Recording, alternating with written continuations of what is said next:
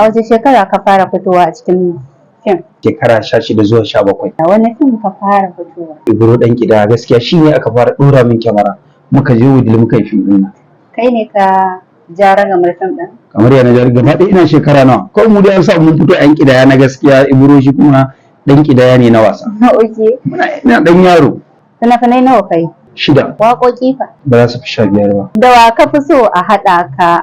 Ina son kowa. Wace jaruma ka fi so a haɗa ka acting da ita? A ainihin harkar abinci ce, ko yau ta shigo ni a haɗa mu kawai zamu yi, ina so. Waye babban aboki? Gazali ne ko. Yaushe za ka yi aure? Yaushe za ki mutu? Idan aka ce ka zaɓi ɗaya daga cikin 'yan matan Kannywood, wacce za ka zaɓa?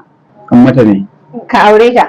Za ka iya auren jaruma a masana'antar Kannywood? Da gudu ma. Kana jin za ka iya daina son wani lokaci? In na sami yadda nake so, ba na fatan zan ƙara shekara 1 ina fim. A tsawon shekara 16 da ka ɗauka kana fim, wani irin nasarori ka samu? Na samu daraja a unguwarmu, na samu daraja a cikin 'yan uwana, na samu daraja a cikin gari.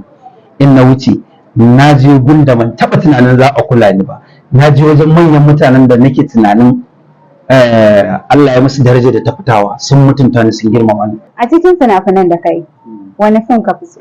Dan gwamna.